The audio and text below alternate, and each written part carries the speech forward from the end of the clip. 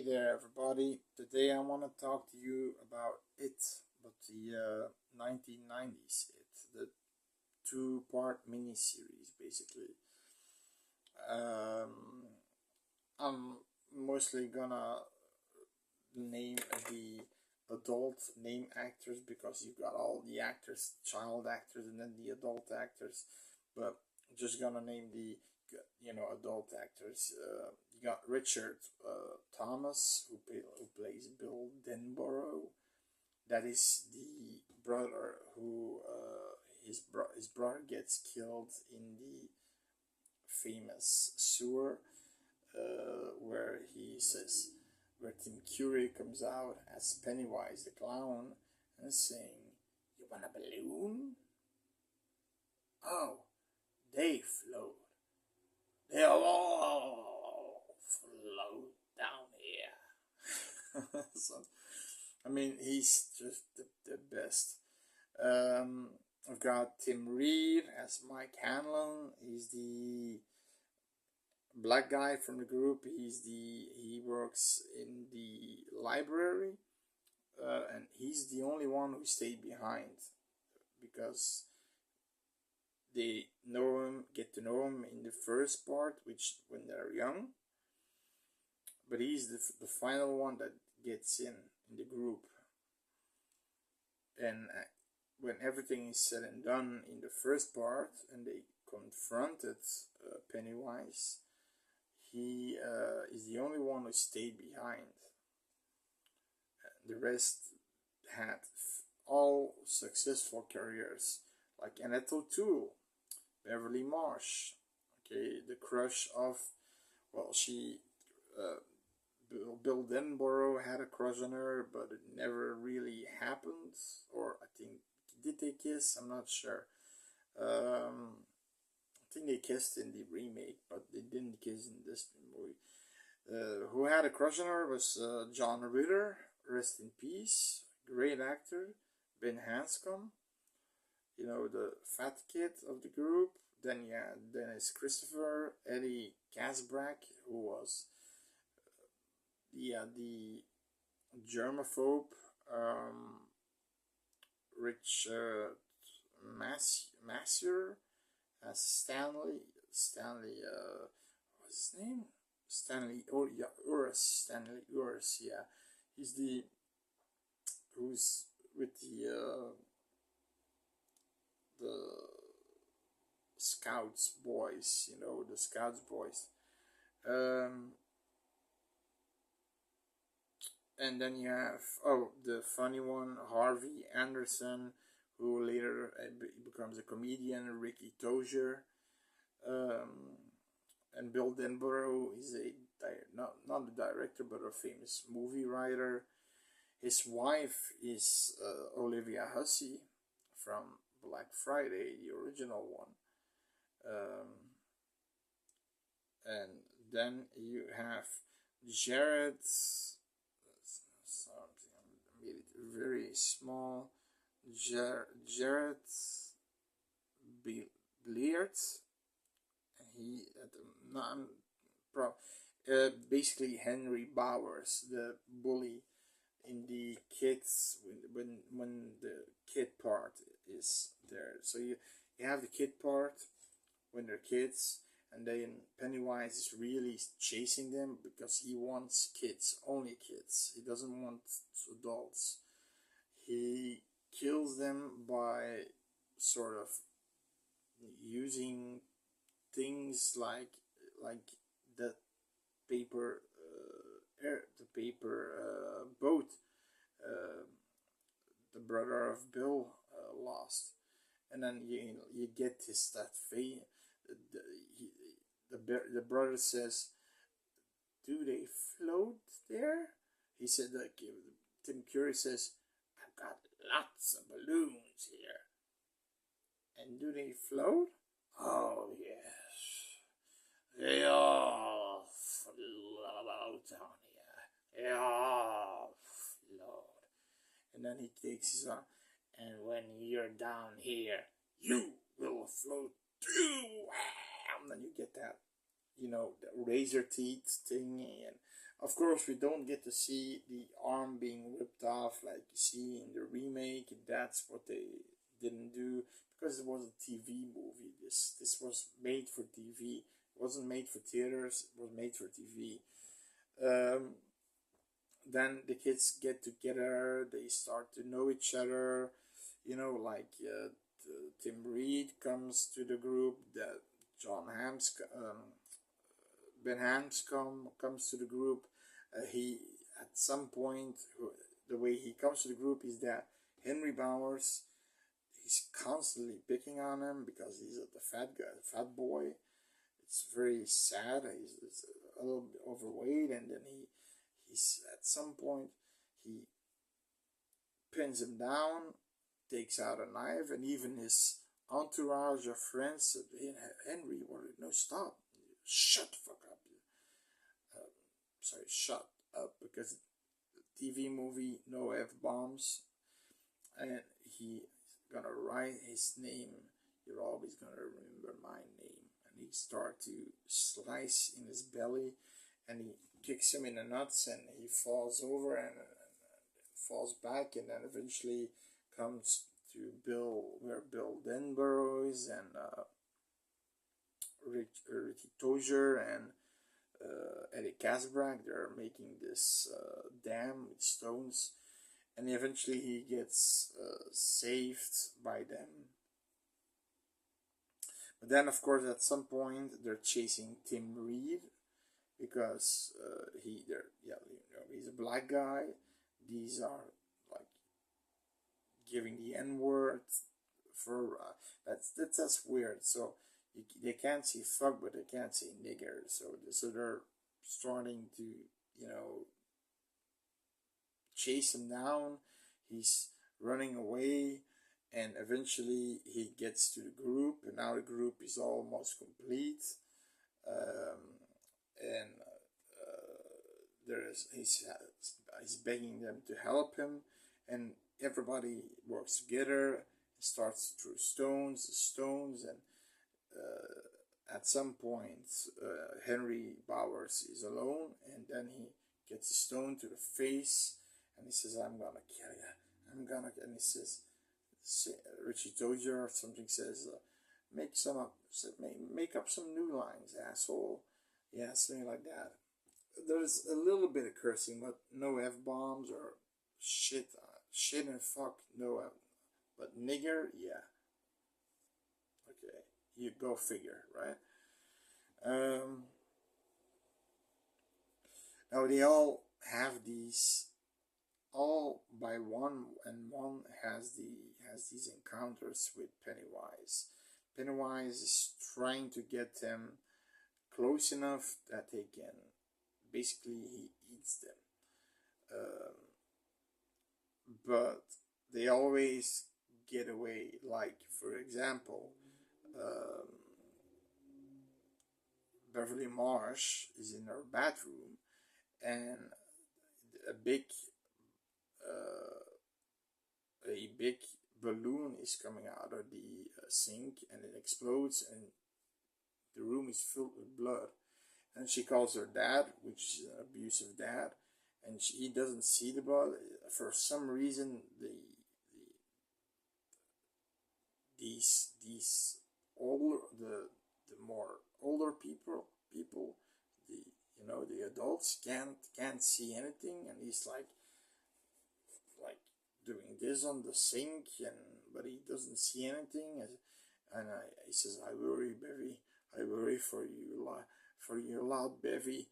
And then he's a creep. In this one, he's more of a creep than, but he was a creep in the remake. The remake too, more so even actually.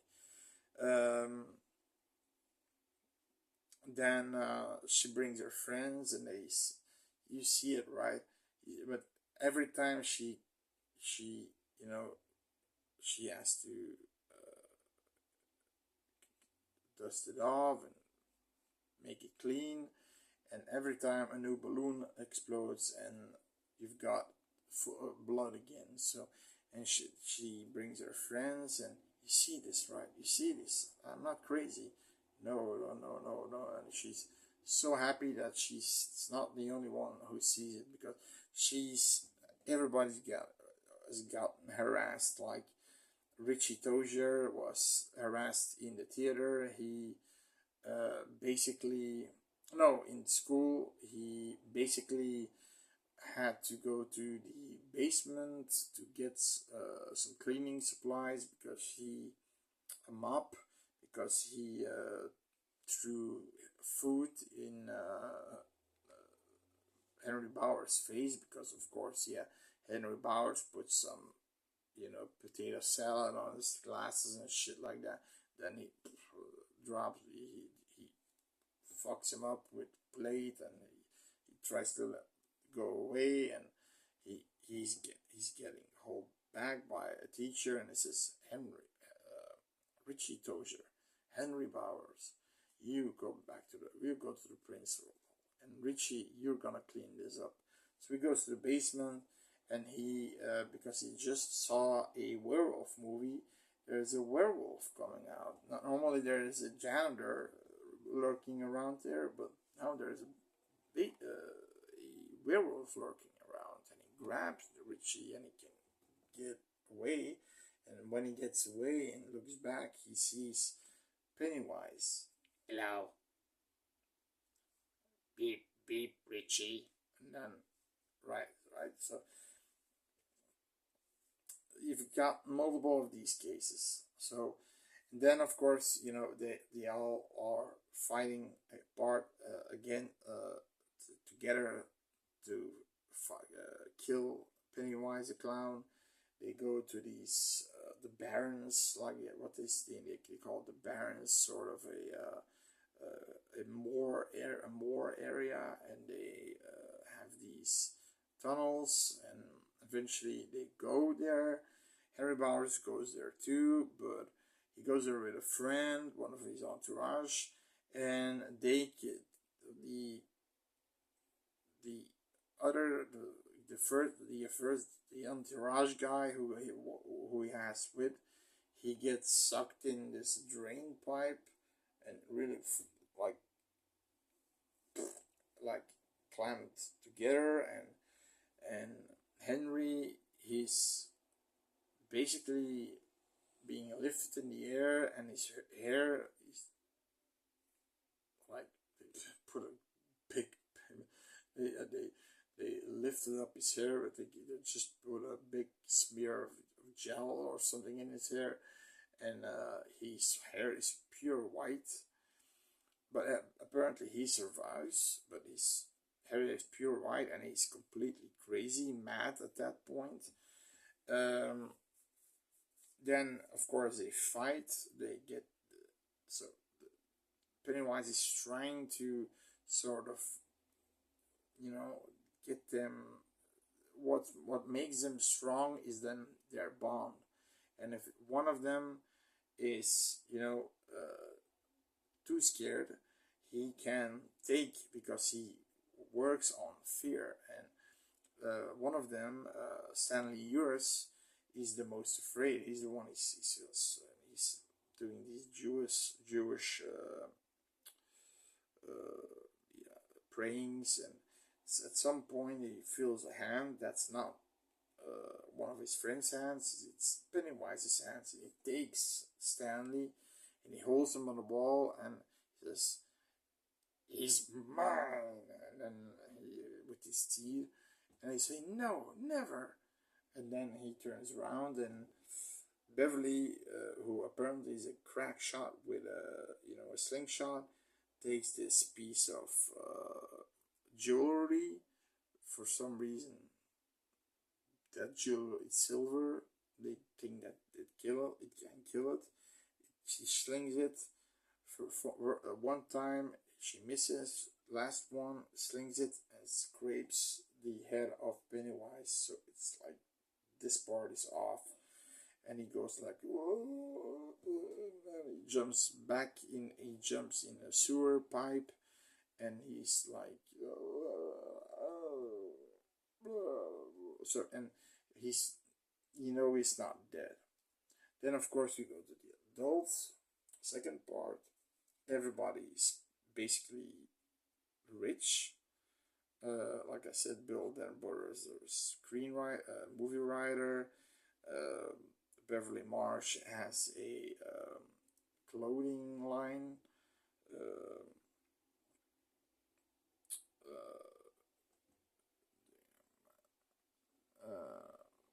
Ricky Tojo, like I said, a TV sitcom comedian. Eddie Hasbrack has this big rental car company, but all limousines. He's the boss, and Ben Hamscon is a wealthy architect. So they're all wealthy, but they can't remember anything. But Tim Reed is the one who, the black guy, the black boy from the group, he's the one who stayed behind in there in Derry. And at some point, shit's starting again in Derry. Kids are being found mutilated. You never see the kids, of course. You see like a bike turned down, and you see there's this creepy shot where you see Tim Curry through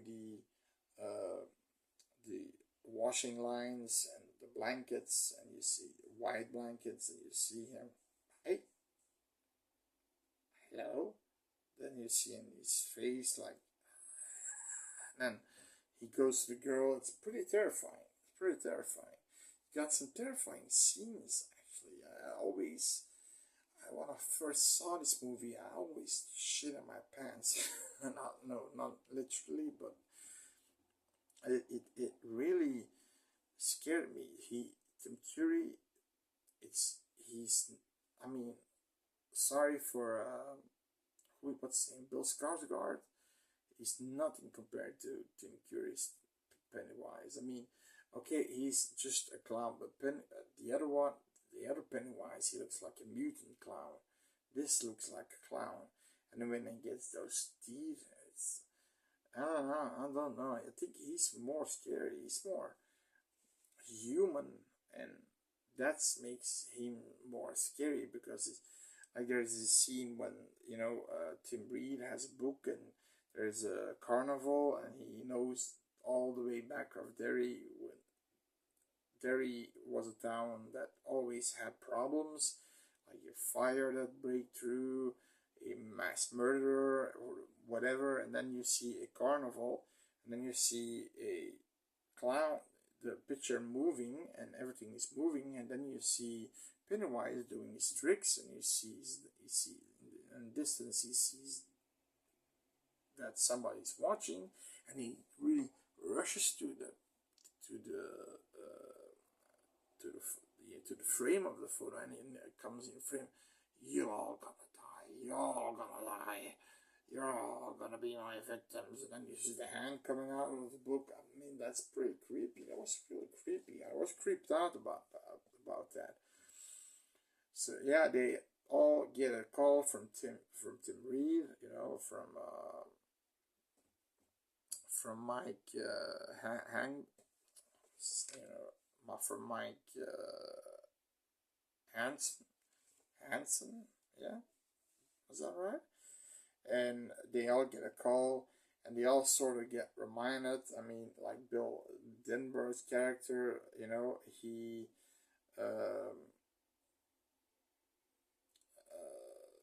Bill Denver had a slur. He had a slur speech, like that. Watch out like this, and he didn't have that anymore until Tim Reed called him. He's starting to get okay. I'll come, and everybody's getting. They all said, oh, I forgot everything, and they all are coming to Derry again, except for John, Richard Massue, which is Stanley Uris. He's like he's a lawyer, and he's saying on the phone like, I don't know.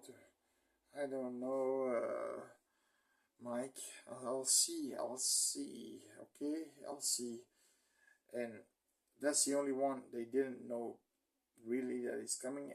And the first season basically ends with him killing himself in the bathtub, which is a creepy scene to me. Where he's in his bed and he slit his own wrists and he draw it on the wall and with his hands over the wall. And it was pretty creeped out scene actually. And like I said, for a TV movie, they all get together. They order, Tim Reed, Mike, or Tim Reed's character. Said, we're all gonna go to Chinese and eat and try to remember things, and everything is starting to they all start to remember things, and they all start to be afraid again because Pennywise knows they're coming. Like at some point, like John Ritter's character, he's in a cab and they're driving past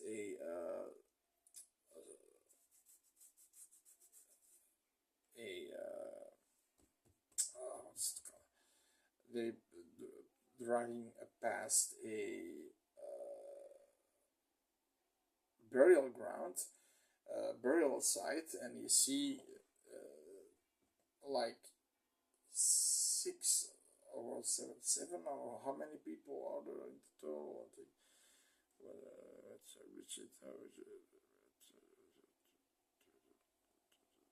About 6 or 7 graves, and you see one grave is already all the graves are empty. One is already full, and that's for Stanley Uri's grave, and it's one down, 6 to go or something. He says, and then he turns his head and there's a balloon in the car, and still they're the adults and they see everything, but still other adults don't see shit.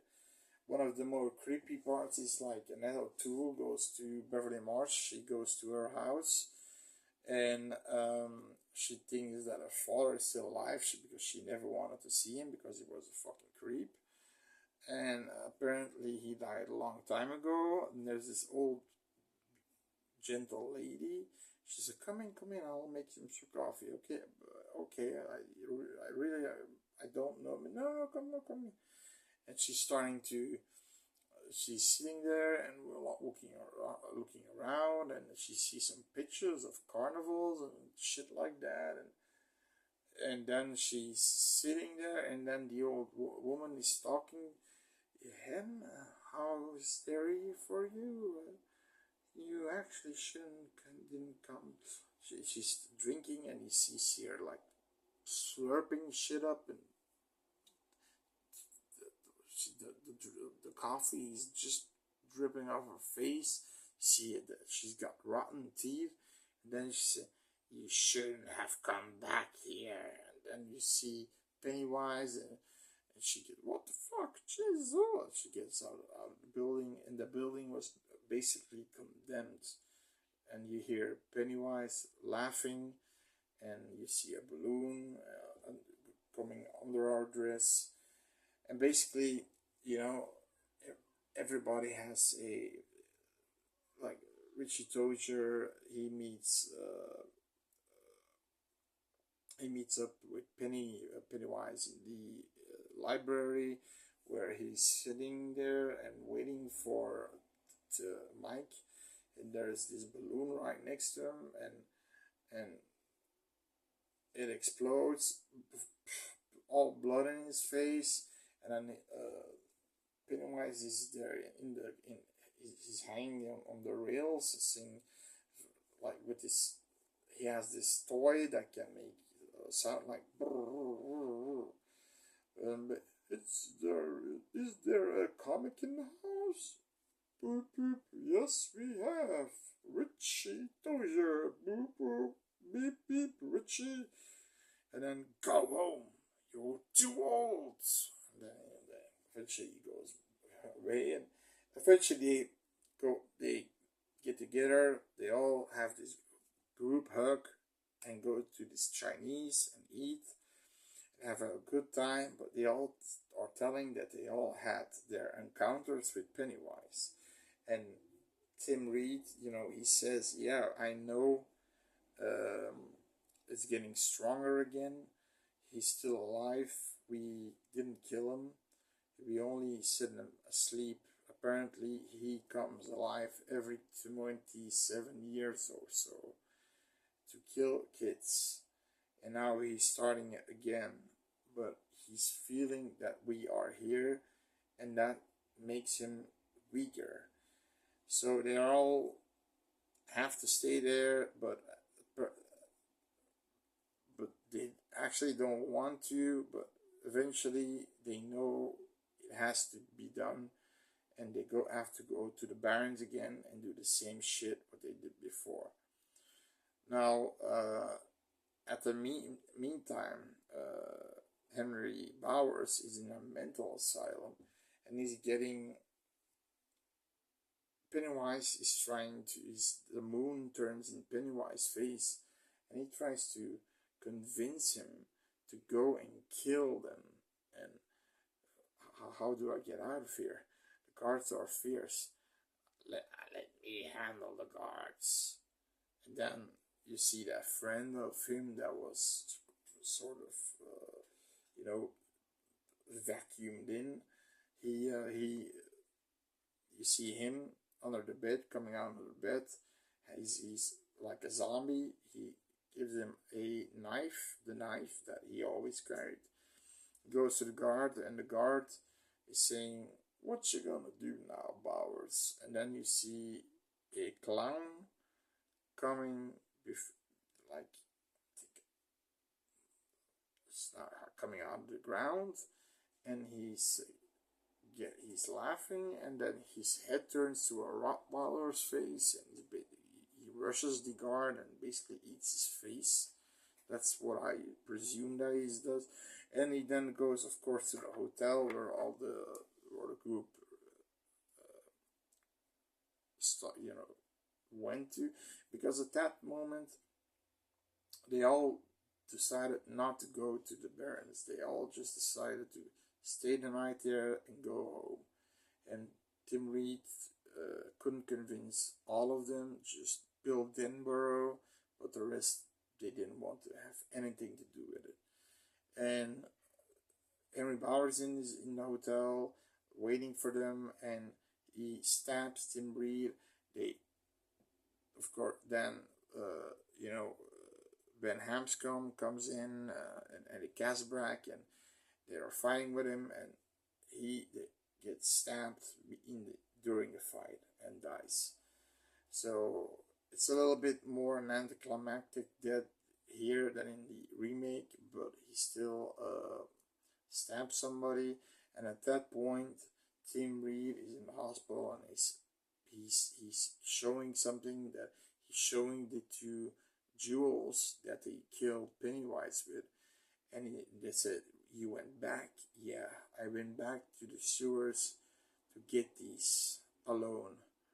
So he basically had a tough life in these 27 years or so, and everybody had a good life, and he stayed there for the troops, which is horrible for him. He was like an alcoholic, and he was depressed, and when it was time, he called them up and said, please go to the Barrens, do it without me, but kill Pennywise.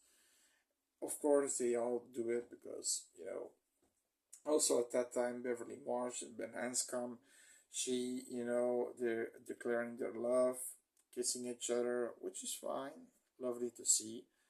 Then they go to, and this is the part in the entire movie because this first part is the best part. It's more Tim Curry, it's more Pennywise, it's more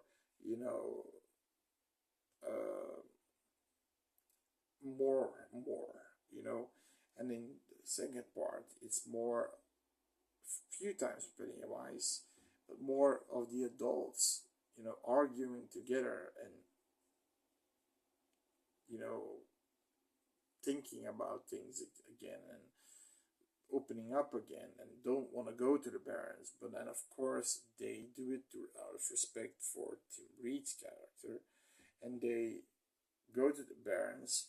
But then you have this, they get around the Barrens, and Henry Bowers is dead at this point.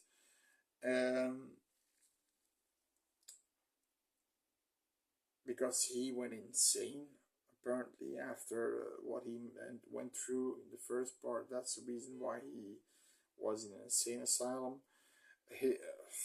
What happens then is you see sort of a mirage of Pennywise, and they all see it, and they're in this cave, and you are all too old, but now it's too late for you'll die here. And then, of course, it changes. It goes away, and what does it? Okay, where is it coming from? Where is it coming from? I mean, Eddie Asbrack already being afraid because he's like I said, germaphobe and a little bit of a sissy, but he's trying to be strong for the troops. But then you've got, and that's where they sort of fucked it up, because in the book and in the remake, I don't know, did they did it better? Yeah, it's probably a better monster, but in the book, it's not Pennywise the clown. Pennywise the clown is just a figure, but the real figure is like a giant spider, basically. And then you see this really cheap animatronic spider with his clams. In the I believe in the remake, he has Pennywise's head and then the spider body. So it's a little bit. That's where I maybe will give the remake better points than in this one. This one's really cheap, and at some point, because as Asbrack, he's he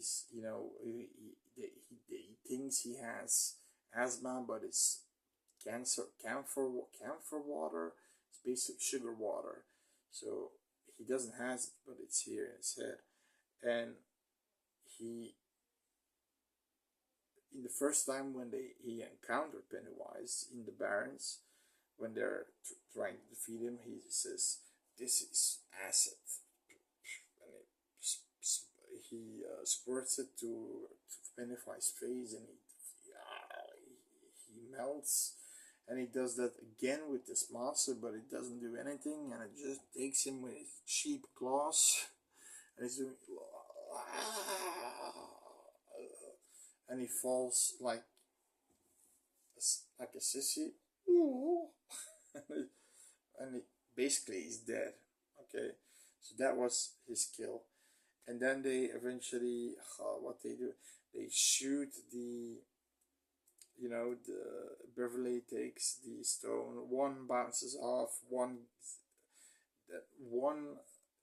gets hit because she needs to hit it on the stomach, because all the kids that get killed are lights in his stomach. They become lights, and the dead lights, what they call it. And she hits him in the stomach, and then they all he tries to run away. He knows he's defeated. He tries to run away, but then of course they all go after it, and they start to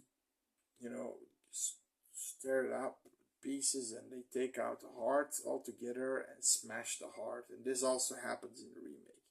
They fuck him up, tear him apart. When they hit him right, he's weak, and they could, and that's how he dies. But I know, and that's the problem with the the movie. Of course, Asbrak is dead at that point, which is a shame, um, because he was really scared to do this, but he did it for, for everybody. And apparently, Olivia Hussey came to Derry to see our husband, and she's on this gas station, and this gas attendant comes out and it says, "You like Derry?"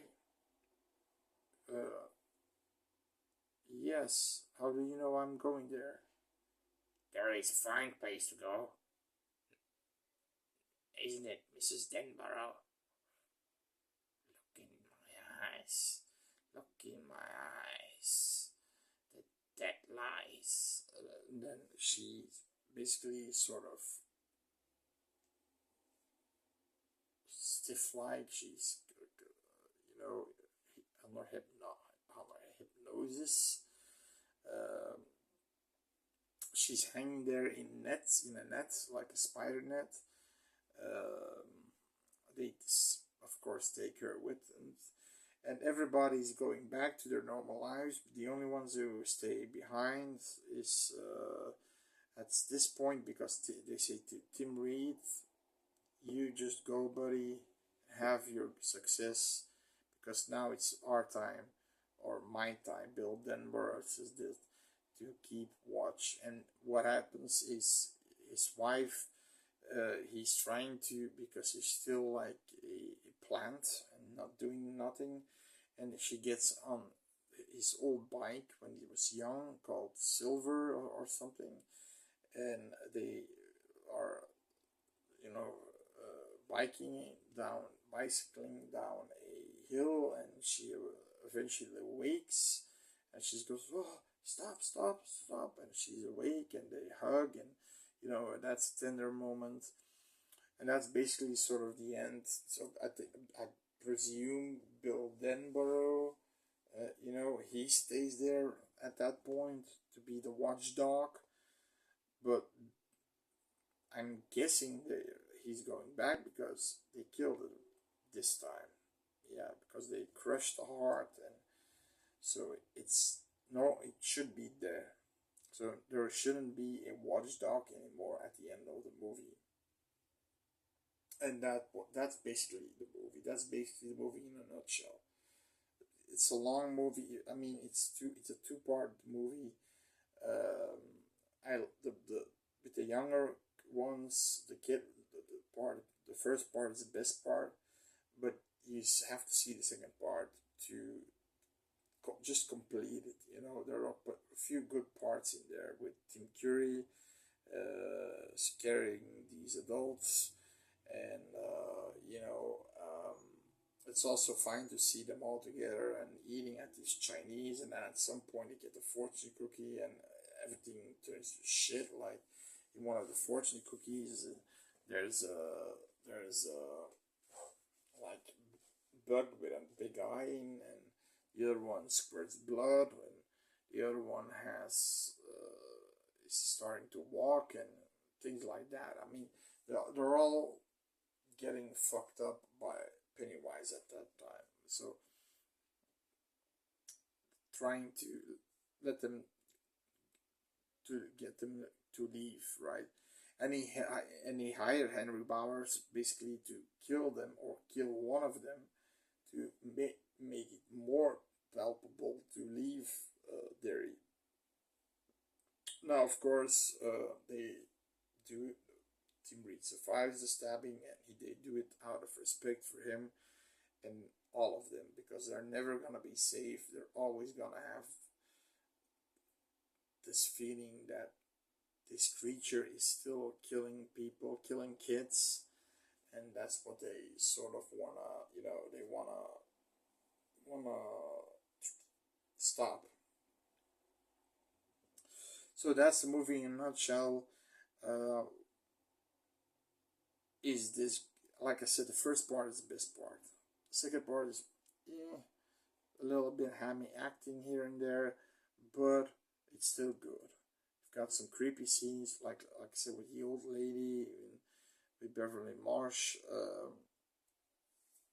You got the scene at the cemetery, the burial ground. I said I couldn't come cemetery. Sorry, boys and girls. Cemetery. You've got cemetery where he's like doing this, and you got the graves, and of course one is already digged. And that's for Stan.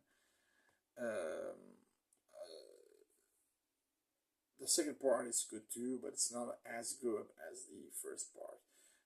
All the actors are pretty good. Like, I'm thinking which one was the weakest of the bunch. I'm thinking Richie Tozier, played by Harry Anderson. He was a little bit too much. His comedy was like children's comedy, you know? He wasn't a R-rated comedy. It was a children's comedy, and his jokes didn't land, and he was constantly joking around, and that was annoying. I'm thinking, John Ritter is a good actor, of course. Dennis Christopher, Eddie Casbrack. Yeah, he was, he was gay, but he didn't admit it. He was gay, but I think somewhere in the movie he says it, but or he doesn't say it, but it's obviously this man is a gay person, which is no problem at all, but he has problems. I think he doesn't want to come out of the closet yet. That's the problem. But for the rest, everybody's on point. Olivia Hussey is on point. Henry Bowers. Henry Bowers was a little bit. He was this big fat man with curly white hair, but it didn't need to be in there. For my part, he could have died there in the sewers But okay, but yeah, it's a good movie, and I like it much more than the remakes. Much more. There was more money in the remakes, and yes, there were better effects in the remakes. The ending was a little bit better, maybe. The spider monster was better, but this one, Tim Curry, it's mostly about Tim Curry, this movie. That makes it the better movie. Tim Curry makes this movie because the remake has a fun part with the younger kids, and they do throw f-bombs and shit and fuck and but this one restricted to the language is a TV movie, but this one really it's about Tim Curry. He's doing the greatest job being it's the Pennywise the clown. So give this a try. If you saw the remake, try to give this a try and resemble them and give your thoughts. Okay, bye bye.